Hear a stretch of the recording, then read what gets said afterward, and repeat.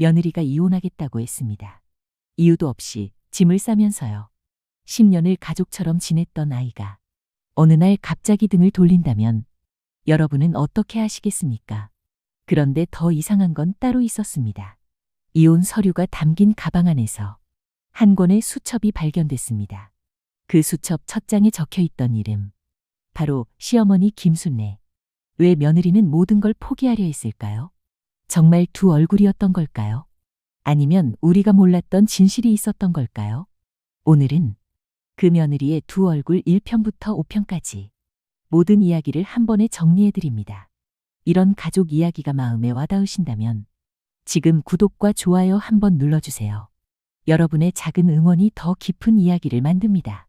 끝까지 보시면 처음과 전혀 다른 감정을 느끼시게 될 겁니다. 시작합니다. 며느리가 이혼하겠다고 말한 날, 저는 그 아이를 원망했습니다. 그런데 그 아이의 수첩에서 제 이름이 나왔습니다. 그리고 그날 병원에서 저는 알게 됐습니다. 10년 동안 제가 완전히 잘못 알고 있었다는 걸. 사람은 눈에 보이는 것을 믿습니다. 귀로 들은 것을 믿습니다. 오랜 시간 쌓인 기억을 믿습니다. 그리고 그 믿음이 완전히 틀렸다는 것을 알게 되는 날, 그날은 세상이 뒤집히는 것 같은 날입니다. 김순례는 그런 날이 자신에게 올 줄 몰랐습니다. 아니, 어쩌면 자신이 가장 믿어 의심치 않던 그 확신이 가장 큰 착각이었다는 것을. 오늘 이야기를 시작하기 전에 한 가지만 물어보겠습니다.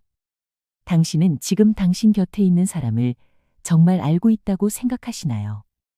그 사람의 행동이 왜인지, 그 사람의 침묵이 무슨 뜻인지, 그 사람이 보이지 않는 곳에서 무엇을 하는지 정말 안다고 확신하시나요? 김순례는 안다고 생각했습니다. 10년 동안 단 한 번도 의심한 적 없이. 그리고 그것이 가장 큰 실수였습니다. 2024년 늦가을 서울 은평구 어느 아파트. 김순례 72. 남편 없이 혼자 살아온 지 8년이 됐습니다. 두 아들이 있었는데 큰아들 박재욱은 오래전 미국으로 떠났고 작은아들 박재민이 서울에 살고 있었습니다. 재민이 집은 순례의 아파트에서 버스로 4정거장. 가깝지만 순례는 자주 가지 않았습니다. 이유는 하나였습니다.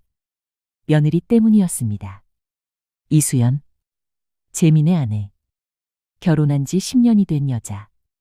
순례는 이 여자를 좋아한 적이 없었습니다. 첫날부터요. 그리고 10년 동안 그 마음이 바뀐 적이 없었습니다. 차갑습니다. 눈빛이 날카롭습니다. 말이 없습니다. 명절에 와도 인사가 건성입니다. 밥을 차려도 맛있네요.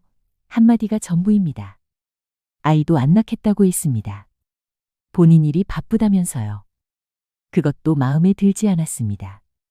무엇보다 재민이가 그 여자 앞에서 작아집니다. 그것이 가장 싫었습니다. 그날은 11월의 어느 화요일이었습니다. 순례는 아침부터 무릎이 좋지 않아 집에서 쉬고 있었습니다. 핫팩을 무릎에 얹고 TV를 보다가 깜빡 잠이 들었는데 핸드폰이 울렸습니다. 화면에는 재민 이름이 떠 있었습니다. 순례는 핫팩을 치우며 전화를 받았습니다. 재민아. 무슨 일이야? 전화기 너머로 아들의 목소리가 들렸습니다. 낮고 가라앉아 있었습니다. 평소와 달랐습니다. 엄마, 나 지금 엄마 집 앞이야. 들어가도 돼. 화요일 낮에 아무 예고 없이 직장도 있는 아들이 집 앞에 있다는 것. 심상치 않았습니다. 현관문을 열었을 때 재민이가 서 있었습니다. 44. 평소에는 단정하게 차려입고 다니는 아들이었는데 오늘은 달랐습니다. 머리가 흐트러졌고 눈이 충혈되어 있었습니다. 잠을 못 잔 것인지 울었던 것인지 알 수 없었습니다. 아들은 대답 없이 거실로 들어와 소파에 앉았습니다. 그리고 한참을 말하지 않았습니다. 순례는 맞은편에 앉아서 아들을 바라보았습니다. 불안했습니다. 이런 얼굴을 본 게 언제였던가. 대학 때 힘들었을 때 이후로 처음인 것 같았습니다. 재민아, 말해봐. 아들이 천천히 고개를 들었습니다. 수연이가 이혼하자고 했어. 순례는 그 순간 귀를 의심했습니다. 이혼? 뭐라고? 수연이가 이혼 서류 들고 왔어. 어젯밤에 말이 나오지 않았습니다. 충격이었습니다. 하지만 동시에 아주 잠깐 1초도 안 되는 순간 순례의 마음 어딘가에서 이런 생각이 스쳤습니다. 그럼 그렇지. 나중에 순례는 그 생각이 들었던 것이 부끄러울 것입니다. 하지만 그 순간만큼은 그랬습니다. 왜? 이유가 뭐래? 그게 말을 안 해. 그냥 이혼하자고만 하고. 이유도 없이. 응. 순례는 가슴이 치밀었습니다. 10년 동안 살다가 아무 이유도 없이 이혼하자고 서류를 내민다. 어이가 없었습니다. 냉정한 건 알았지만 이 정도일 줄은 몰랐습니다. 수연이 지금 어디 있어? 집에 있어. 재민아, 혹시 다른 남자라도? 엄마. 재민이가 조용하지만 단호하게 말을 잘랐습니다. 그런 거 아니야. 그럼 왜 이혼을? 모르겠어. 나도. 엄마, 나는 이혼 안 하고 싶어. 아들의 목소리가 갈라졌습니다. 순례는 그 순간 마음이 복잡해졌습니다. 아들이 저렇게 힘들어하는 것이 안쓰러웠습니다. 하지만 내막 이야기를 들어본다면 분명히 역시 그 여자가 문제가 있을 수 있다는 생각도 들었습니다. 내가 가서 이야기해볼까? 엄마, 하지 마. 오히려 더 복잡해질 수 있을 것 같아. 그래도 가만히 있을 수는 없잖니. 엄마, 제발 가만히 있어줘. 내가 해결할게. 아들의 눈빛이 간절했습니다. 순례는 마지못해 고개를 끄덕였습니다. 하지만 가만히 있을 수가 없었습니다. 그날 밤 순례는 잠을 이루지 못했습니다. 그때 아무도 몰랐습니다. 이것이 시작에 불과하다는 것을. 그리고 김순례가 이수연에 대해 알고 있다고 생각했던 모든 것이 그 절반도 사실이 아니라는 것을. 며칠이 지났습니다. 재민이는 그날 이후 연락이 뜸해졌습니다. 전화를 해도 괜찮아요, 엄마? 한마디가 전부였습니다. 순례는 답답했습니다. 그러다 결심했습니다. 직접 가보기로. 아들네 집에 전화를 했습니다. 재민이는 회사에 있었습니다. 순례는 집 비밀번호를 알고 있었습니다. 오래전에 알려준 것이었습니다. 비상시를 대비해서. 지금이 바로 비상시였습니다. 버스를 2번 갈아타고 아들네 아파트 앞에 도착했습니다. 엘리베이터를 타고 올라가면서 순례는 무슨 말을 할지 생각했습니다. 비밀번호를 눌렀습니다. 문이 열렸습니다. 수연아, 나야. 어머니. 안에서 아무 소리가 없었습니다. 현관에 신발이 있었습니다. 수연이 신발. 집에 있는 것 같았습니다. 거실로 들어서는 순간 순례는 멈췄습니다. 수연이가 식탁에 앉아 있었습니다. 노트북 화면을 보고 있었는데 순례를 보는 순간 눈빛이 굳었습니다. 그리고 노트북을 천천히 닫았습니다. 뭔가 보여주기 싫은 것이 있는 것인지. 또 그랬습니다. 두 사람이 식탁을 사이에 두고 마주 앉았습니다. 수연아, 이혼이 무슨 소리야? 재민이한테서 들었어. 수연이의 얼굴에는 표정이 없었습니다. 그것이 항상 순례를 불편하게 했습니다.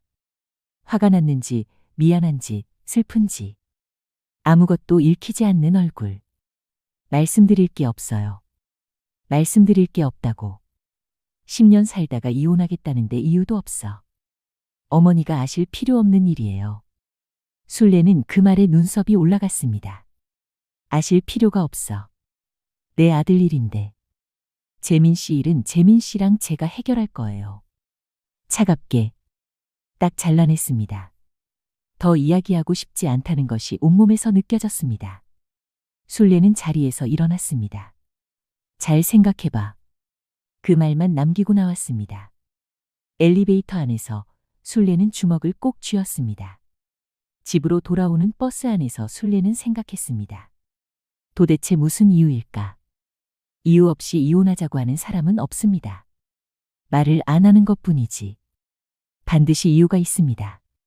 순례는 10년 동안 쌓인 기억들을 다시 꺼냈습니다. 이수연이라는 사람에 대한 기억들.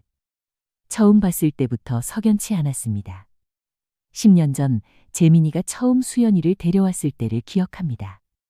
결혼한다고 한번 만나보시라고. 들어오는 그 여자를 보는 순간 술래는 느꼈습니다. 예쁘긴 했습니다. 키도 크고 단정했습니다. 하지만 웃음이 없었습니다. 눈인사를 했지만 그게 전부였습니다. 시어머니 될 사람 앞에서 수줍음도 없고 긴장한 기색도 없었습니다. 당당한 건지 건방진 건지 알 수 없었습니다. 재민이 많이 사랑해요? 술래가 물었을 때 수연이는 잠깐 머뭇거렸습니다. 네. 짧았습니다. 더 이상의 말이 없었습니다. 술래는 그날 저녁 남편에게 말했습니다. 뭔가 좀 이상하지 않아. 그 여자. 남편은 웃으며 말했습니다. 뭐가? 예쁘고 똑똑해 보이던데. 너무 차가워. 첫인사인데 말도 없고. 원래 낯을 가리는 사람도 있어. 지켜봐. 하지만 지켜봐도 달라지지 않았습니다. 결혼 후에도 마찬가지였습니다. 명절에 와서 일은 했지만 말이 없었습니다. 맛있어요. 어머니, 이런 말 한마디가 어려운지. 술래가 말을 걸면 대답은 했지만 먼저 대화를 시작하는 법이 없었습니다. 그리고 결정적으로 아이 문제였습니다. 결혼한 지 2년이 지나도 아이 소식이 없었습니다. 술래가 조심스럽게 운을 뗐을 때 수연이가 말했습니다. 저는 아이를 당분간 생각하지 않고 있어요. 당분간. 그 말이 마음에 걸렸습니다. 왜? 일이 많아서요. 그게 전부였습니다. 시어머니 앞에서 내 일이 중요하다는 말을 아무렇지 않게 할 수 있는 사람이었습니다. 술래는 그날 이후로 수연이를 보는 시선이 굳어졌습니다. 차갑다. 이기적이다. 내 아들을 행복하게 해줄 여자가 아니다. 그 생각이 자리를 잡았고 10년이 지나도 그 생각은 변하지 않았습니다. 그로부터 며칠 뒤 술래는 오래된 친구 박정옥에게 전화를 했습니다. 정옥의 딸이 수연이와 같은 직장에 다닌다는 이야기를 들은 적이 있었습니다. 정옥아, 나야. 잠깐 물어볼 게 있어서. 술래야. 무슨 일이야? 혹시 수연이 직장 이야기 들은 거 있어? 요즘 어떻게 지내는지. 정옥이 잠깐 머뭇거렸습니다. 있긴 한데. 민감한 이야기라 내가 전달해도 되는지 모르겠어. 민감한 이야기. 뭔데?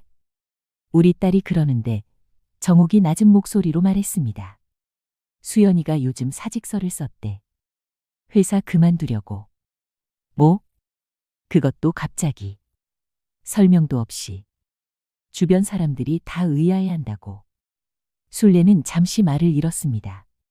직장도 그만두고 이혼도 하고. 무언가 큰 일이 있는 것입니다. 아니, 무언가 큰 계획이 있는 것인지도 모릅니다. 술래의 머릿속에 오래된 의심이 더 단단해졌습니다. 그날 밤 재민이에게서 문자가 왔습니다. 엄마, 수연이 짐 싸고 있어. 나 어떡해? 술래는 핸드폰을 쥔 손이 떨렸습니다. 짐을 싸고 있다. 이혼이 현실이 되고 있었습니다. 술래는 바로 전화를 걸었습니다. 신호가 갔지만 재민이가 받지 않았습니다. 문자를 보냈습니다. 엄마가 갈까? 답장이 왔습니다. 아니야, 엄마. 내가 해결할게. 걱정 마. 걱정 마라는 말이 세상에서 가장 걱정되는 말입니다. 술래는 그날 밤 내내 핸드폰을 손에 쥔 채로 앉아 있었습니다. 창밖에는 11월의 바람이 불었습니다. 나뭇잎들이 다 떨어진 앙상한 가지들이 흔들렸습니다. 추운 밤이었습니다. 저 여자가 짐을 싸고 있다. 10년의 결혼 생활을 짐 몇 개에 담아서. 왜일까? 대체 왜일까? 그리고 술래는 몰랐습니다. 이 이유를 나중에 알게 됐을 때 자신이 얼마나 오래, 얼마나 깊이 착각하고 있었는지를. 다음 날 아침 일찍 술래는 시장에 나갔습니다. 재민이가 힘들어하고 있으니 음식이라도 해줘야겠다는 생각에서였습니다. 좋아하는 갈비찜 재료를 샀습니다. 도라지나물도 샀습니다. 재민이가 어릴 때부터 좋아하던 것들이었습니다. 시장 골목을 빠져나오다가 술래는 문득 멈췄습니다. 저 앞에 낯익은 뒷모습이 있었습니다. 이수연이었습니다. 아침 일찍 시장에 있었습니다. 장바구니를 들고 가게들을 둘러보고 있었습니다. 술래는 자신도 모르게 멀찍이서 그 뒷모습을 바라보았습니다. 수연이는 생선 가게 앞에 서서 뭔가 살펴보더니 작은 것 하나를 골랐습니다. 값이 싼 것을 고르는 것 같았습니다. 나물 가게 앞에서도 저렴한 것들을 골랐습니다. 짐을 싸고 있는 여자가, 이혼하자고 서류를 들이밀었던 여자가 왜 시장에서 이렇게 장을 보고 있는 것일까요? 술래는 눈살을 찌푸렸습니다. 모든 것이 계산적으로 보였습니다. 그날 오후 술래는 재민이 집에 갈비찜을 들고 갔습니다. 거실에 수연이가 있었습니다. 소파에 앉아 작은 수첩에 무언가를 열심히 적고 있었습니다. 술래가 들어서자 수연이는 수첩을 덮었습니다. 또 그랬습니다. 뭔가를 숨기는 것처럼. 재민이 있어. 방에 있어요. 음식 가져왔어. 갈비찜이야. 네. 짧았습니다. 감사하다는 말도 없었습니다. 술래는 부엌에 갈비찜을 놓으면서 돌아보았습니다. 수연이는 다시 수첩을 펼치고 있었습니다. 도대체 뭘 적는 걸까요? 술래는 물어보고 싶었지만 참았습니다. 대신 방으로 들어가서 재민이를 만났습니다. 재민이는 창가 의자에 앉아서 밖을 보고 있었습니다. 등은 굽어 있었고 힘이 빠진 자세였습니다. 재민아, 엄마 오셨어요? 갈비찜 해왔어. 밥 좀 먹어야지. 재민이가 힘없이 웃었습니다. 고마워요, 엄마. 술래는 아들 옆에 앉아 조용히 물었습니다. 수연이는 어떻게 됐어? 나가는 거야? 마는 거야? 아직 모르겠어요. 이유는 들었어. 들었는데. 엄마한테는 아직 말 못하겠어요. 이유는 들었는데 말 못하겠다는 것. 술래는 그것이 더 의심스러웠습니다. 재민아, 솔직하게 말해봐. 그 여자 뭔가 숨기는 거 있는 거 아니야? 재민이가 술래를 바라보았습니다. 엄마, 수연이 나쁜 사람 아니야. 단호했습니다. 이혼 서류를 받은 사람이 오히려 그 여자를 두둔했습니다. 술래는 그것이 더 마음에 걸렸습니다. 저 여자가 재민이를 세뇌시킨 것은 아닐까. 집으로 돌아오는 길 버스 창밖으로 11월의 가로수들이 지나갔습니다. 앙상한 가지들, 잎이 다 떨어진. 김순예는 생각했습니다. 뭔가 있습니다. 분명히. 이유를 말하지 않는 이혼, 갑자기 싸는 짐, 아침 일찍 혼자 시장에 나온 수연이, 수첩에 몰래 적는 것들, 직장까지 그만두는 것. 이것이 다 연결되어 있을 것입니다. 하지만 술래는 아직 몰랐습니다. 그 연결고리가 자신이 생각하는 것과 정반대 방향을 가리키고 있다는 것을. 그날 밤 술래는 혼자 부엌에 앉아 식은 차를 마셨습니다. 창밖에는 바람이 불었습니다. 며느리를 의심하는 마음이 더 깊어졌습니다. 수연이의 차가운 눈빛이 생각났습니다. 수첩을 덮던 손이 생각났습니다. 이유를 말하지 않는 이혼이 생각났습니다. 그 여자 무슨 속셈이 있는 거야. 소리 없이 중얼거렸습니다. 아무것도 몰랐습니다. 수연이가 그 수첩에 무엇을 적었는지, 왜 직장을 그만뒀는지, 왜 시장에서 가장 싼 것들을 골랐는지, 그리고 가장 중요한 것, 수연이가 왜 이혼하자고 했는지. 그 이유를 알게 되는 날 김순예의 세상이 뒤집힐 것입니다. 사람은 의심하기 시작하면 모든 것이 의심스럽게 보입니다. 웃으면 속으로 무언가 꾸미는 것 같고, 조용하면 뭔가 숨기는 것 같고, 친절하면 뭔가 노리는 것 같습니다. 그 눈으로 보면 진실이 보이지 않습니다. 이미 마음이 결론을 내려놨으니까요. 김순례는 그 함정 안에 있었습니다. 10년 동안 그리고 지금까지도. 11월의 끝. 재민이에게서 전화가 왔습니다.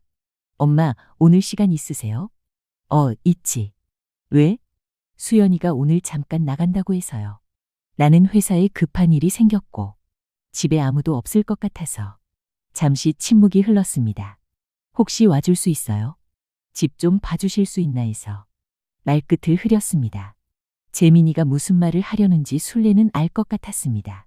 짐을 싸고 있는 수연이 혼자 집에 두기가 불안한 것이었습니다. 알았어. 갈게. 오전 11시. 술래가 아들네 집에 도착했을 때 수연이는 이미 나가고 없었습니다. 조용한 집이었습니다. 술래는 거실에 앉아 있다가 부엌을 둘러보고 재민이 방을 둘러보았습니다. 정돈이 잘 되어 있었습니다. 그러다 발걸음이 저절로 수연이 방 쪽으로 향했습니다. 방문이 열려 있었습니다. 들어서는 순간 술래는 뭔가 달라진 것을 느꼈습니다.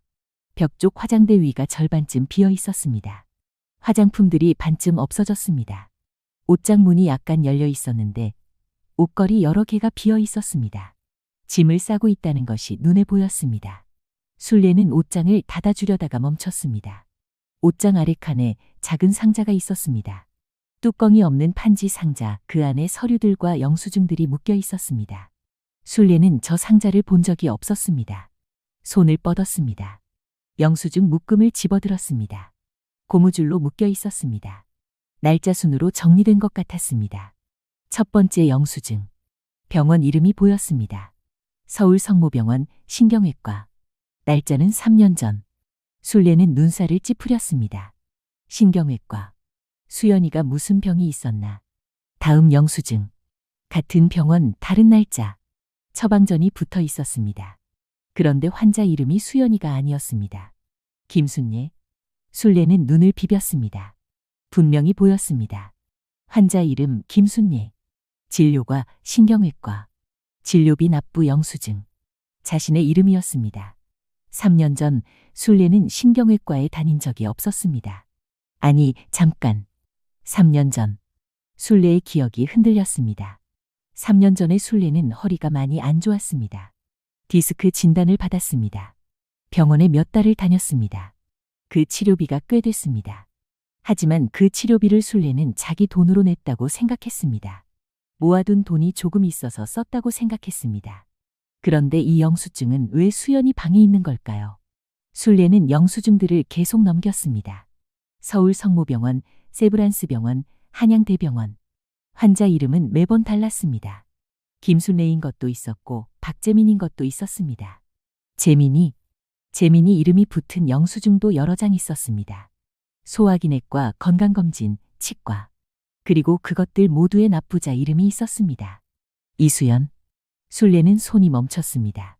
영수증들을 찬찬히 다시 살펴보았습니다. 수연이가 냈습니다. 자신이 낸 줄 알았던 병원비를 수연이가 냈습니다. 재민이 건강검진 비용도 수연이가 냈습니다. 날짜는 3년 전부터 지금까지. 금액은 합계가 얼마인지 술래는 빠르게 더해보려 했지만 손이 떨려서 계산이 잘 되지 않았습니다. 술래는 상자 안을 더 들여다보았습니다. 영수증 아래에 다른 서류들이 있었습니다. 작은 봉투 하나 열려있는 안에 메모지가 들어있었습니다. 수연이 글씨로 적혀 있었습니다. 반듯하고 작은 글씨. 어머니 병원비 3차 납부 완료. 총 324만 원. 나머지 2회분 예약 완료. 술래는 그 메모지를 읽고 또 읽었습니다. 324만 원. 어머니 병원비. 3년 전 허리 디스크 치료를 받을 때 치료비가 꽤 됐습니다. 그때 모아둔 돈이 줄었다고 생각했습니다. 하지만 알고 보니 수연이가 냈던 것입니다. 모르게, 아무 말 없이 술래는 상자를 내려놓았습니다. 손이 떨렸습니다. 상자 옆에 또 다른 것이 있었습니다. 작은 수첩. 바로 그 수첩이었습니다. 며칠 전 술래가 들어왔을 때 수연이가 재빨리 덮었던 그 수첩. 술래는 잠깐 망설였습니다. 남의 물건을 봐도 되는 건지. 하지만 손이 먼저 움직였습니다. 수첩을 집어들어 펼쳤습니다. 첫 페이지. 날짜와 금액들이 적혀 있었습니다. 표처럼 정리된. 어머니 병원비 3년치 총계 약 800만 원. 재민 씨 건강검진 3년 약 120만 원. 어머니 무릎 주사 치료 진행 중 월 35만 원 6회 총 210만 원. 술래는 한 달에 한 번 퇴행성 관절염으로 무릎 주사 치료를 받고 있었습니다. 병원에서 맞고 나면 카드 결제가 됐습니다. 그 카드가 누구 카드인지 술래는 확인한 적이 없었습니다. 병원에서 재민이가 원무과에 가서 결제를 하고 들어왔습니다. 당연히 재민이 카드인 줄 알았습니다. 하지만 이 수첩에 따르면 그것도 수연이 이름으로 적혀 있었습니다. 술래는 수첩을 계속 넘겼습니다. 두 번째 페이지. 재민 씨 연봉 삭감 이후 생활비 부족분. 매달 70만 원씩 지원 2년치. 재민이 연봉이 삭감됐습니다. 술래는 그 사실을 몰랐었습니다. 재민이가 말하지 않았기 때문입니다. 그리고 수연이가 2년 동안 매달 70만 원씩 생활비 부족분을 채워왔습니다. 2년 24개월 70만 원. 계산하면 1680만 원이었습니다. 순례는 눈앞이 아찔했습니다. 세 번째 페이지. 짧은 문장들이 적혀 있었습니다. 재민 씨 어머니, 무릎 계단 올라가기 힘드시다함. 다음 달 엘리베이터 없는 통원은 택시비 지원 검토. 어머니 좋아하시는 도라지 나물, 명절 때 직접 무침 준비. 시장 골목 두 번째 가게가 도라지 품질 가장 좋음. 재민 씨, 이번 주 스트레스 과다. 좋아하는 갈비찜 해줄 것. 순례는 손에서 수첩이 흘러내릴 것 같았습니다. 시장에서 가장 싼 것을 고르던 수연이가 떠올랐습니다. 그것은 자신을 위한 것이 아니었습니다. 비싼 것을 살 돈이 없어서가 아니었습니다. 생활비를 줄여서 그 돈으로 시어머니 병원비와 남편 생활비 부족분을 채우고 있었던 것입니다. 순례는 수첩을 내려놓았습니다. 방안이 조용했습니다. 10년 동안 이 여자가 조용히 아무 말도 없이 순례를 위해 돈을 쓰고 있었습니다. 순례는 그 10년 동안 이 여자를 어떻게 생각했습니까? 차갑다고, 이기적이라고, 아이도 안 낳겠다는 이상한 여자라고, 내 아들을 행복하게 해줄 여자가 아니라는 생각만 했었는데, 순례는 자리에서 일어났습니다. 상자와 수첩을 원래 자리에 돌려놓았습니다. 방에서 나와 거실에 앉았습니다. 아무 생각이 안 났습니다. 아니, 생각이 너무 많았는데 정리가 되지 않았습니다. 그때 현관문이 열리고 수연이가 들어왔습니다. 장바구니를 들고 외투를 입고 순례를 보더니 잠깐 멈췄습니다. 어머니 오셨어요. 재민이가 와달라고 해서. 두 사람이 잠깐 서로를 바라보았습니다. 수연이의 눈빛이 평소와 같았습니다. 차분하고 표정이 없고 읽기 어려운.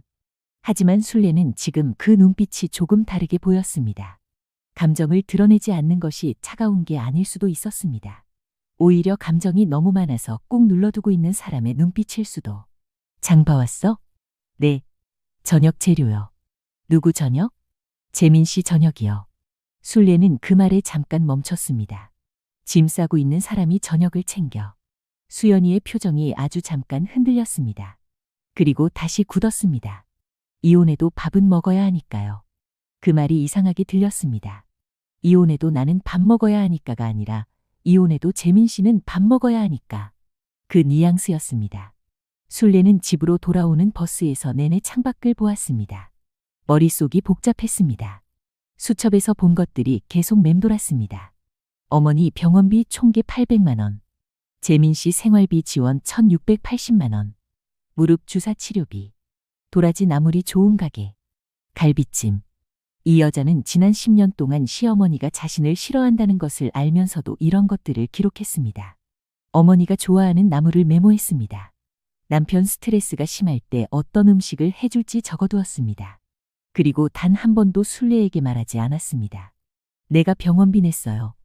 내가 생활비 채웠어요. 나 좀 봐줘요. 한마디도. 그런데 왜 이혼하자고 했을까요? 이렇게 많이 해온 여자가 왜 갑자기 이혼을? 순례는 생각할수록 더 모르겠었습니다. 그날 밤 이 의문이 머릿속에서 떠나지 않았습니다. 그때 재민이에게서 전화가 왔습니다. 엄마, 나 할 말이 있어요. 오늘은 전화로 하기 힘들고 내일 엄마 집에 가도 돼요. 그럼 와야지. 전화를 끊고 순례는 생각했습니다. 드디어 말하려는 것인지. 이유를, 수연이가 이혼하자고 한 이유를 들을 수 있을 것 같았습니다. 다음 날 오전 재민이가 왔습니다. 어제보다 얼굴이 조금 나아 보였습니다. 하지만 눈 아래 그늘이 있었습니다. 차를 마시며 마주 앉았습니다. 재민이가 먼저 말을 꺼냈습니다. 엄마, 나 사실 2년 전에 회사에서 연봉 삭감됐어요. 순례는 알고 있다는 말을 하지 않았습니다. 응. 수연이한테도 말 못했어. 창피해서. 근데 수연이가 알고 있었어. 내가 말 안 해도. 어떻게? 통장 내역을 봤대요. 나중에 알았어요. 그리고 수연이가 그때부터 따로 생활비를 채워줬어. 나는 몰랐어요. 한참을 수연이가 자기 카드로 결제하고 내 이름으로 영수증 처리하고 내가 직접 결제한 것처럼 해놨어요. 순례는 조용히 들었습니다. 그게 왜 이혼 얘기로 이어진 거야? 재민이가 잠시 망설였습니다. 그리고 말했습니다. 수연이가 지금 많이 아파요, 엄마. 술래는 숨이 멎는 것 같았습니다. 뭐? 유방암이에요, 이기. 2달 전에 진단받았어요. 말이 나오지 않았습니다. 재민이가 계속 말했습니다. 목소리가 갈라지지 않으려고 애쓰는 것이 느껴졌습니다. 수연이가 이혼하자고 한 게 나한테 짐이 되기 싫어서래요. 치료가 길어질 것 같고 비용도 많이 들 것 같고 나한테 매달리고 싶지 않다고. 술래의 눈에서 눈물이 날 것 같았습니다. 참았습니다. 수연이가 그동안 엄마 병원비도 내고 내 생활비도 채우고 자기 돈 다 썼잖아요. 그러니까 지금 치료비를 감당할 여유가 없는 거예요. 근데 나한테 그 얘기를 못 하겠대. 그동안 내가 모르게 다 해줬던 게 알려질까 봐. 그래서 이혼하자고. 이혼하면 자기가 알아서 치료받겠다고. 나한테 부담 주기 싫다고. 재민이 눈에 눈물이 맺혔습니다. 엄마, 나는 이 여자가 나쁜 사람인 줄 알았어요. 처음에는 왜 이혼하자고 하나 싶어서. 근데 알고 보니까 말을 잇지 못했습니다. 술래도 아무 말을 할 수 없었습니다. 아들이 돌아가고 나서 술래는 오래 창가에 앉아 있었습니다. 밖에는 11월에 햇살이 들어오고 있었습니다. 따뜻하지만 쓸쓸한 빛. 10년 동안 차갑다고 생각했습니다. 말이 없고 감사하다는 말도 없고 아이도 안 낳겠다는 이상한 여자라고. 그런데 그 여자는 10년 동안 조용히 시어머니 병원비를 내고 있었습니다. 남편 생활비를 채우고 있었습니다. 자신이 좋아하는 나물 가게를 수첩에 적어두었습니다. 그리고 암에 걸리자 짐이 되기 싫다고 이혼하겠다고 나섰습니다. 이것이 차가운 사람이 하는 일인가요? 술래는 눈물이 흘렀습니다. 막으려 했는데 막아지지 않았습니다. 10년의 착각이 무너지는 소리가 그렇게 조용할 줄 몰랐습니다. 그날 밤 술래는 결심했습니다. 수연이에게 가야겠다고. 그리고 말해야겠다고. 무슨 말을 해야 할지 아직 몰랐습니다. 미안하다는 말이 충분할까요? 고맙다는 말이 맞는 말일까요? 10년의 오해를 어떻게 말로 풀 수 있을까요? 하지만 술래는 알았습니다.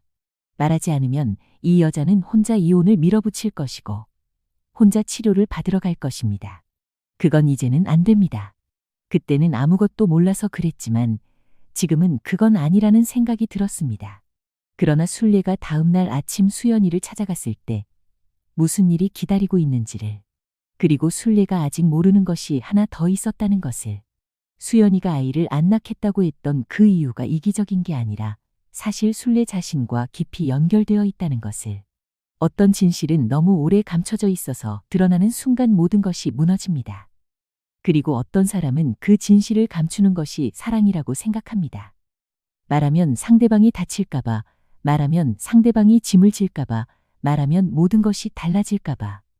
이수연이 그런 사람이었습니다. 김순례는 그날 아침 그것을 알게 됩니다. 12월 첫째 날 아침. 순례는 일찍 일어났습니다.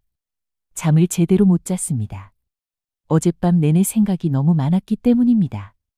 수연이에게 가야겠다는 마음. 하지만 무슨 말을 해야 할지 모르는 막막함. 그 두 가지가 밤새 교차했습니다. 아침을 먹으면서 순례는 결심을 굳혔습니다. 오늘은 꼭 가야 하고 오늘 꼭 말해야 합니다.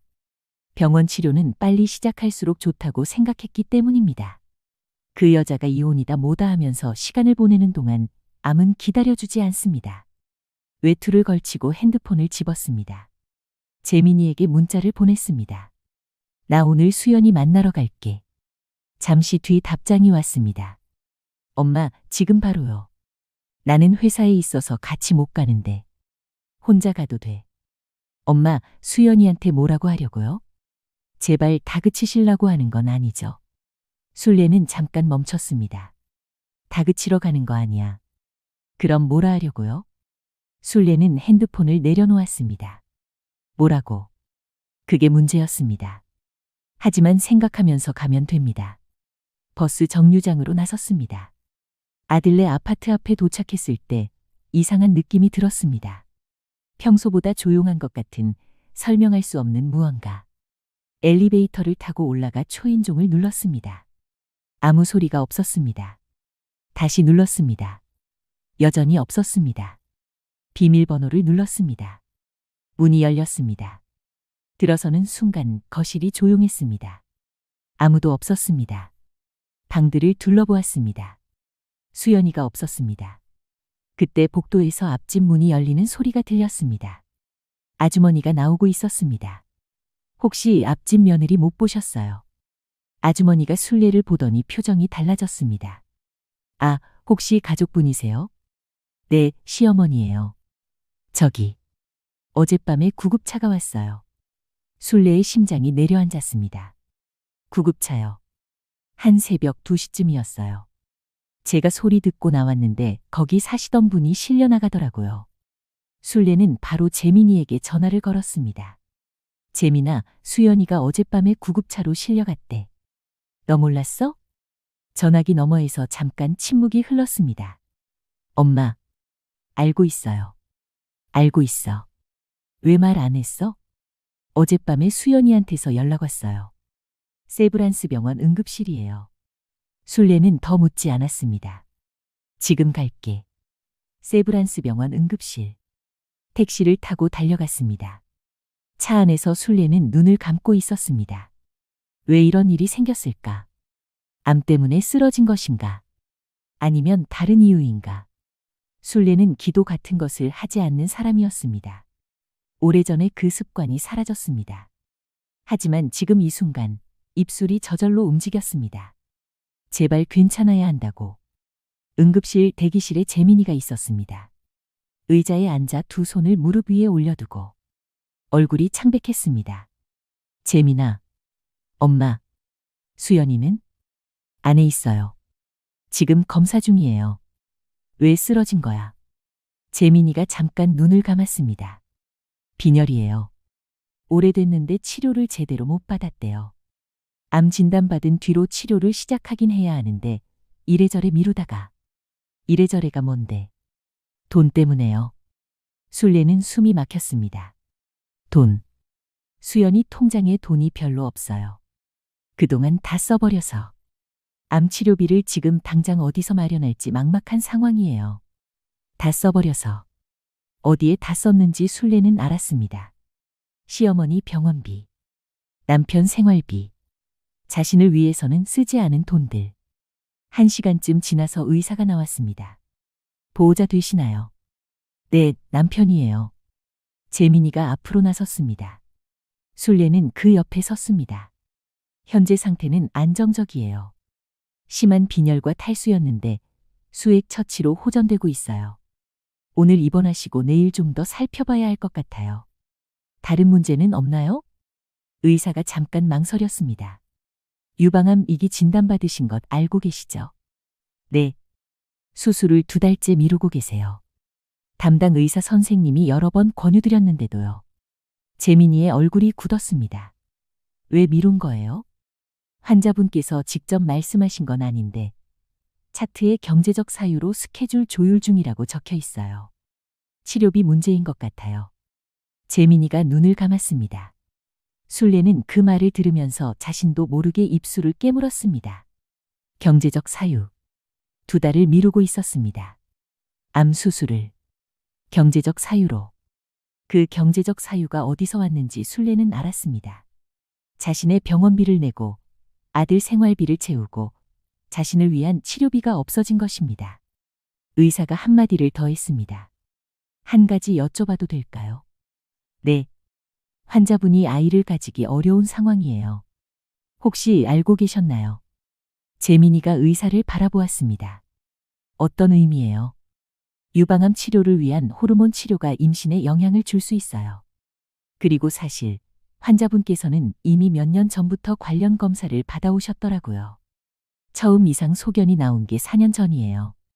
그때부터 경과 관찰을 해오셨고 2년 전에는 추가 검사에서 치료가 권고됐는데 미루셨어요. 재민이 얼굴이 굳었습니다. 4년 전부터요. 네. 순례는 그 숫자를 들으며 기억을 더듬었습니다.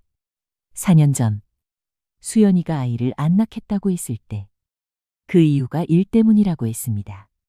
하지만 진짜 이유는? 의사가 자리를 뜨고 두 사람이 복도에 남았습니다. 재민이가 벽에 등을 기댔습니다. 고개를 숙였습니다. 엄마. 응. 수연이가 4년 전부터 알고 있었어요. 자기 몸 상태를. 그래서 아이를 안 가지려 한 거예요. 아이 낳았다가 치료도 못 받고 어떻게 될까봐. 순례는 아무 말도 할 수 없었습니다. 그걸 나한테 말 못한 거예요. 말하면 내가 걱정할까봐. 짐이 될까봐. 재민이 목소리가 갈라졌습니다. 그 오랜 시간 동안 혼자 알고 있었던 거예요. 나한테도 말 안 하고. 순례는 눈물이 흘렀습니다. 막을 수가 없었습니다. 10년 동안 이 여자가 아이를 안 낳겠다고 했을 때 순례는 이기적이라고 생각했습니다. 자기 일이 중요하다고 생각했습니다. 그런데 그것이 아니었습니다. 자신이 아픈데 아이에게 미안할까봐. 자신이 치료받는 동안 아이를 제대로 키우지 못할까봐. 그래서였습니다. 재민이가 안으로 들어가고 순례는 복도 의자에 혼자 앉았습니다. 응급실은 분주했습니다. 흰 가운을 입은 사람들이 오가고 스트레처가 지나가고 방송이 흘렀습니다. 세상은 평소처럼 돌아가고 있었습니다. 하지만 순례의 안은 조용했습니다.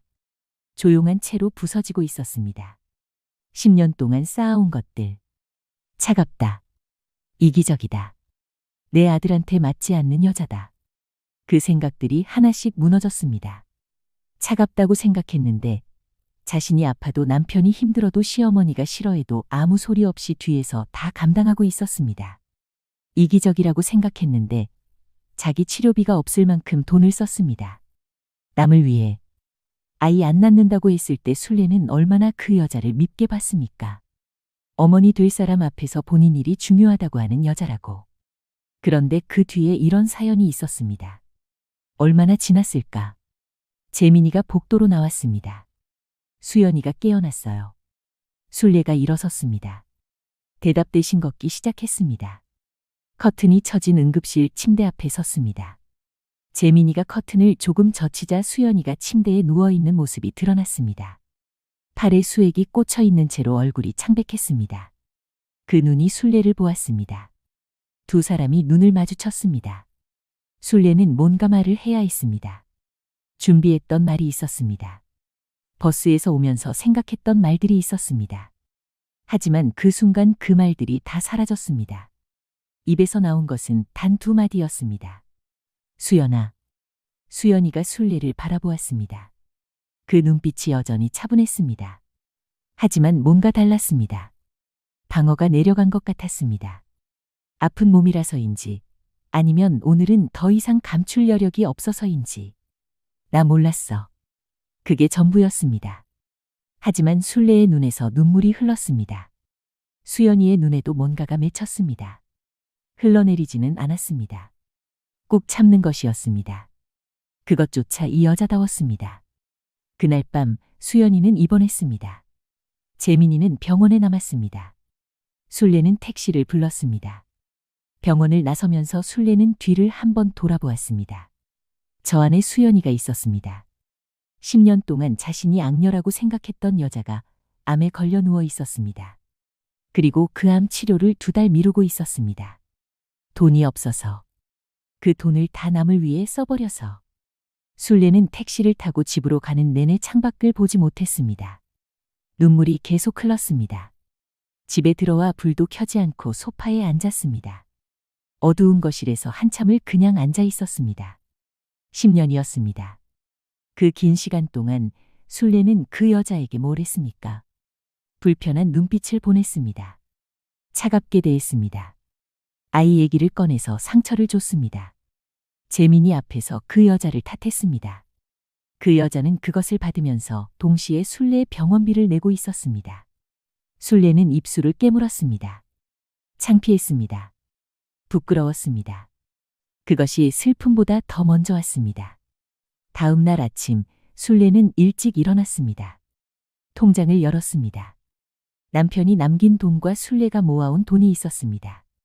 많지 않았지만 쓸 일이 없어서 그냥 있었습니다. 재민이에게 전화를 걸었습니다. 재민아, 엄마 일어나셨어요. 수연이 치료비 내가 낼게. 전화기 너머에서 잠깐 침묵이 흘렀습니다. 엄마, 내 돈이야. 내가 쓸 거야. 말리지 마. 엄마, 그건. 수연이가 3년 동안 내 병원비 냈어. 나 몰래. 그것도 모르고 나는. 순례는 말을 잇지 못했습니다. 잠시 숨을 고른 뒤 다시 말했습니다. 갚는 거야. 이자까지. 하지만 이것이 끝이 아니었습니다. 그날 오후 수연이 병실에 찾아간 순례는 또 하나를 알게 됩니다. 수연이가 이혼하려 했던 이유가 하나 더 있었습니다. 재민이도 몰랐던 것. 수연이가 끝까지 감추려 했던 것. 그리고 그것을 알게 됐을 때 김순례는 평생 2번 다시 이런 후회를 하지 않겠다고 결심합니다. 다음 날 오후 순례는 과일을 사들고 병원으로 갔습니다. 재민이는 회사에 잠깐 다녀오겠다고 했습니다. 수술 일정 때문에 처리해야 할 서류가 있다고, 한두 시간이면 된다고. 그래서 병실에는 순례와 수연이 단 둘이 남았습니다. 병실은 2인실이었는데 옆 침대가 비어 있어서 조용했습니다. 순례는 과일을 탁자에 올려놓고 침대 옆 보호자 의자에 앉았습니다. 수연이는 비스듬히 눕다가 순례가 앉자 몸을 조금 일으켰습니다. 어제보다는 낫네. 네. 수액 맞으니까요. 두 사람 사이에 잠시 침묵이 흘렀습니다. 순례가 먼저 입을 열었습니다. 서랍에서 영수증 봤어. 수연이의 눈이 잠깐 흔들렸습니다. 옷장 서랍에 있던 수첩도 봤어. 재민이 집에 와 있던 날에. 수연이는 말이 없었습니다. 왜 말 안 했어? 말할 필요가 없었어요. 말할 필요가 없어서. 시어머니 병원비를 3년 동안 냈는데 어머니가 아시면 불편하실 것 같았어요. 불편하실 것 같았다고.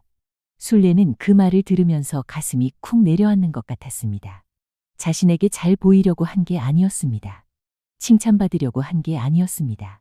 어머니가 불편할까봐 말하지 않았다고. 수연아. 네.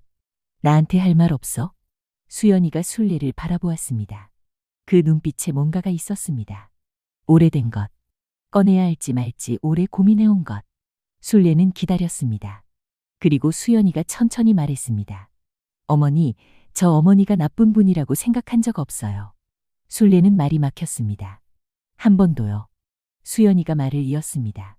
처음에는 제가 어머니를 이해 못했어요.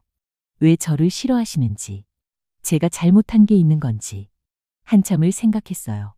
근데 재민 씨한테 이야기 들으면서 조금씩 알게 됐어요. 어머니가 재민 씨 걱정을 많이 하신다는 것.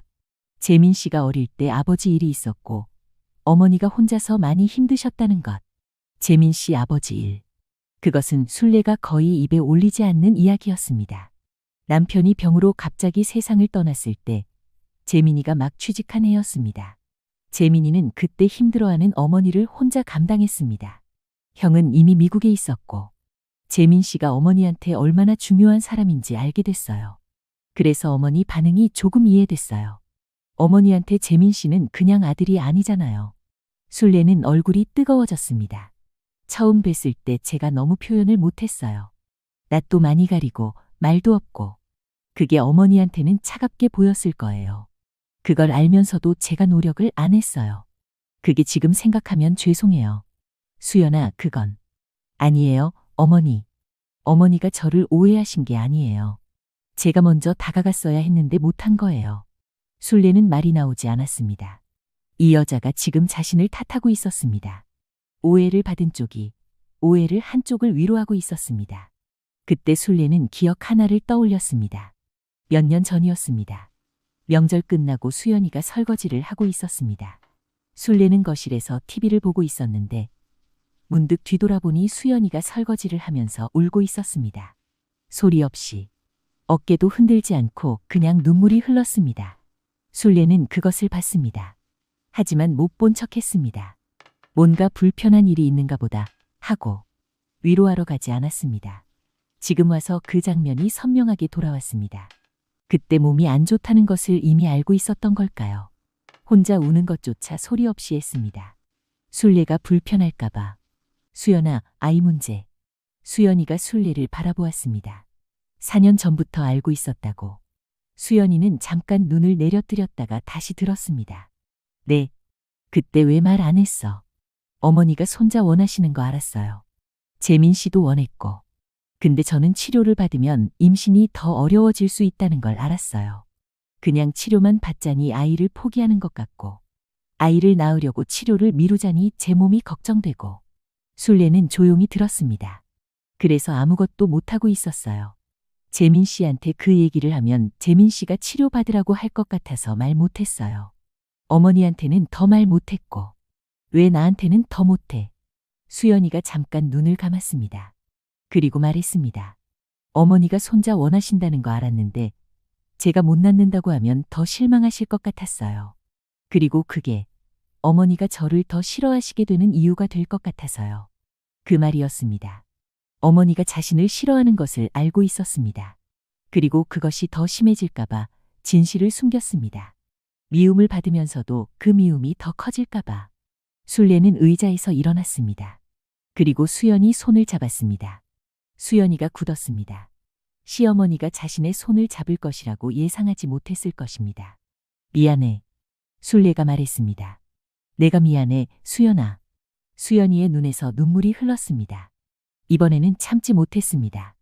두 사람은 한참을 그렇게 있었습니다. 말이 없었습니다. 하지만 그 침묵 속에 10년이 녹아 있었습니다. 복도로 나오니 재민이가 서 있었습니다. 순례의 눈이 벌건 것을 보더니 재민이가 다가왔습니다. 엄마, 괜찮아요? 나는 괜찮아. 수연이가 괜찮아야지. 재민이가 고개를 끄덕였습니다. 두 사람은 복도 창가에 나란히 섰습니다. 바깥은 어두운 12월 저녁이었습니다. 재민이가 먼저 입을 열었습니다. 엄마, 저도 할 말이 있어요. 응. 엄마가 수연이를 안 좋아하신다는 거 알아요. 근데 수연이는 그거 알면서도 엄마를 챙겼거든요. 그게 제 눈에 보였어요. 근데 엄마는 그냥 싫다고만 하셨잖아요. 순례는 아무 말도 못했습니다.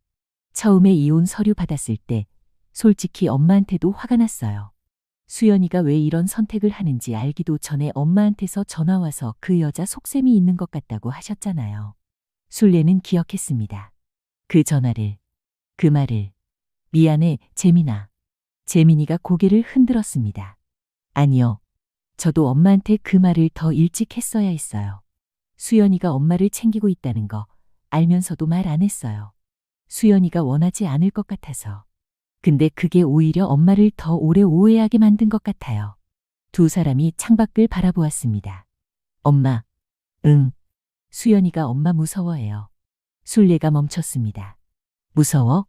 어릴 때부터 어머니 같은 분한테 좀 주눅 들었다고 하더라고요. 강하고 단호한 분들한테. 그래서 더 말을 못한 것 같아요. 싫다는 게 아니라 무서운 거예요. 순례는 그 말을 한참 씹었습니다. 무섭다. 자신이 무섭게 느껴졌다는 것이. 차갑다고 생각했는데 사실 그 여자가 차가운 게 아니라 무서워서 굳어 있었던 것이었습니다. 순례의 눈에서 눈물이 또 흘렀습니다. 나 그렇게 무서운 사람이야. 재민이가 웃었습니다. 좀 무섭긴 해요, 엄마. 야, 진짜요. 저도 어릴 때 엄마 눈치 많이 봤어요. 순례는 기가 막혔습니다. 울면서 웃었습니다. 미안하다, 재민아. 너한테도. 아니에요. 엄마가 그렇게 키워주신 덕에 제가 의젓하게 컸잖아요. 야, 어디서 그런 말을 배워. 재민이가 웃었습니다. 순례도 웃었습니다. 병원 복도에서 12월 저녁에 두 사람이 나란히 서서 웃었습니다. 오랫동안 이런 적이 없었습니다. 그날 이후 많은 것이 달라졌습니다. 수술 일정이 잡혔습니다. 치료비는 순례가 먼저 낸다고 했지만 재민이가 보험을 알아보고 직장 복지 제도를 통해 일부 해결했습니다. 순례의 돈도 보탰습니다. 수연이가 처음으로 반대했습니다. 어머니 돈은 어머니 노후에 쓰셔야 해요. 그 말이 이상하게 따뜻했습니다. 처음으로 수연이가 순례를 걱정해서 하는 말처럼 들렸습니다. 내 돈 내가 쓸 곳 내가 아는 거야. 수연이가 처음으로 순례 앞에서 소리 없이 웃었습니다. 작게. 입꼬리가 조금 올라가는. 그것이 전부였지만 순례는 그것을 처음 보았습니다. 그 웃음이 이렇게 이쁠 줄 몰랐습니다. 12월 둘째 주. 수연이 수술이 이틀 뒤로 잡혔습니다. 재민이는 수술 전날까지 병원에서 지낼 거라고 했습니다. 수연이 곁에 있겠다고 했습니다. 그 말을 들었을 때 순례는 처음으로 아들이 좋은 사람을 만났다는 생각을 했습니다. 이전에는 그 여자가 좋은 아들을 만났다고 생각했습니다. 그런데 지금은 반대로 느껴졌습니다. 수술 전날 저녁. 순례의 핸드폰이 울렸습니다. 미국 번호. 큰아들 재욱이었습니다. 엄마, 나야. 재욱이. 재욱아, 오랜만이다. 수연이 수술 내일이라고 들었어요. 저도 들어가려고 하는데 비행기 시간이 수술 다음 날 도착이에요. 미리 연락하려고. 그래, 오면 좋지. 재민이가 좋아하겠다. 짧은 침묵이 흘렀습니다. 엄마, 수연이 어때요? 많이 힘들어 보여요? 그렇지. 많이 야위었어. 엄마랑 사이는요? 술래는 잠깐 멈췄습니다. 달라졌어. 이제는? 다행이다. 재욱이 목소리에 안도감이 느껴졌습니다. 이상했습니다. 왜 그렇게 다행스러워하는 건지. 재욱아, 너 수연이 잘 알아. 아니요. 얼굴 몇 번 못 봤잖아요. 근데 왜 다행이라고 해? 또 침묵이 흘렀습니다. 엄마, 사실 제가 한 가지 말씀드릴 게 있어서 전화했어요. 재욱이가 말을 시작했습니다. 재민이가 수연이랑 처음 만났을 때 기억해요. 제가 한국에 잠깐 들어왔던 애. 6년 전이지. 맞아요. 그때 재민이가 수연이 데리고 와서 저한테 인사시켰잖아요. 술래는 기억했습니다. 재욱이가 잠깐 귀국했을 때 가족들이 모인 자리. 그때 수연이도 왔었습니다. 그날 제가 수연이랑 잠깐 따로 이야기를 했어요. 재민이 없는 데서요. 왜? 제가 먼저 부탁했거든요. 재민이 화장실 간 사이에. 술래는 이상했습니다. 무슨 이야기를? 제가 수연이한테 부탁했어요. 재욱이가 천천히 말했습니다. 저 미국 있잖아요. 재민이 옆에 없잖아요. 그리고 엄마 혼자 계시잖아요. 제가 멀리 있으니까 엄마를 챙길 수가 없는데 재민이가 그것도 잘 못하거든요. 어릴 때부터 좀 눈치가 없어서. 그래서 수연이한테 말했어요. 재민이랑 결혼하면 엄마 곁에서 잘 챙겨달라고. 제가 못하는 것 대신 해달라고. 부탁이 무리라는 거 알면서도. 술래의 손이 핸드폰을 잡은 채로 굳었습니다. 수연이가 뭐라고 했어? 재욱이가 말했습니다. 할게요. 라고 했어요. 짧게. 술래는 말을 잃었습니다. 재욱이가 계속했습니다. 그때 저는 그냥 결혼하기 전에 하는 말이라고 생각했어요. 마음은 고마운데 실제로 어떻게 할지는 모르는 거잖아요. 그냥 넘겼는데요. 엄마가 허리 디스크 치료받을 때 재민이한테서 연락이 왔어요. 수연이가 엄마 치료비를 몰래 내고 있다고. 재민이가 그걸 나중에 알고 저한테 말했어요. 그때 저는 알았어요. 수연이가 제 부탁을 기억하고 있었다는 걸. 술래의 눈에서 눈물이 다시 흘렀습니다. 그러면서 재민이한테도 말 안 했어요. 수연이가 모르게 하고 싶어 하는 것 같아서. 그 마음을 지켜주는 게 맞는 것 같아서. 재욱이 목소리가 낮아졌습니다. 엄마, 수연이가 6년 동안 제 부탁을 지킨 거예요. 술래는 전화기를 내려놓지 못하고 오래 쥐고 있었습니다. 재욱이가 전화를 끊은 뒤에도 할게요. 그 짧은 대답 하나가 6년이 됐습니다. 수연이는 6년 전 재욱이의 부탁을 마음에 새기고 말없이 지켜왔습니다. 칭찬도 없이, 감사하다는 말도 없이, 되려 싫은 소리를 들으면서. 그리고 아무에게도 말하지 않았습니다. 재욱이도 6년 동안 말하지 않았습니다. 수연이의 뜻을 존중해서. 재민이는 나중에 알았지만 어머니에게 말하지 않았습니다. 수연이가 원하지 않을 것 같아서. 세 사람이 각각의 이유로 침묵하는 동안 술래 혼자 그 여자를 오해하고 있었습니다. 술래는 외투를 걸쳤습니다. 밤이었습니다. 12월의 차가운 밤. 하지만 병원으로 가야겠다는 생각뿐이었습니다. 택시를 탔습니다. 병원 가는 길 내내 창밖을 보았습니다. 서울의 밤거리, 불빛들, 사람들. 저 사람들 중에도 오해받고 있는 사람이 있겠지. 말하지 못하고 혼자 감당하는 사람이 있겠지. 그리고 그 오해를 하고 있는 사람도 있겠지. 술래는 자신의 손을 내려다보았습니다. 주름진 손, 나이 든 손. 이 손이 10년 동안 그 여자에게 따뜻하게 한 번도 닿지 않았습니다. 그것이 지금 너무 아팠습니다. 병원 복도. 늦은 시간이었지만 면회가 됐습니다. 수술 전날이라 예외적으로. 술래는 병실 문 앞에 섰습니다. 안에서 재민이 목소리가 들렸습니다. 수연이와 이야기를 나누고 있는 것 같았습니다. 문을 두드렸습니다. 어머니. 재민이가 일어나 문을 열었습니다. 놀란 얼굴이었습니다. 이렇게 늦게 어떻게 오셨어요? 잠깐 봐야 할 것 같아서. 재민이가 술래를 들여보내고 눈치껏 나갔습니다. 복도에서 기다리겠다고. 병실이 다시 둘만의 공간이 됐습니다. 수연이가 침대에 앉아 술래를 바라보았습니다. 어머니, 늦게 오셨어요. 응. 술래는 침대 옆 의자에 앉았습니다. 그리고 잠깐 수연이를 바라보았습니다.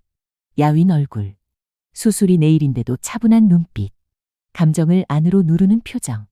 그것이 이제 달리 보였습니다. 차가운 게 아니었습니다. 이 여자의 방식이었습니다. 감정을 크게 드러내지 않는 것, 말을 아끼는 것, 혼자 감당하는 것. 그것이 이 사람의 본래 모습이었습니다. 그 모습이 순례와 달랐을 뿐입니다.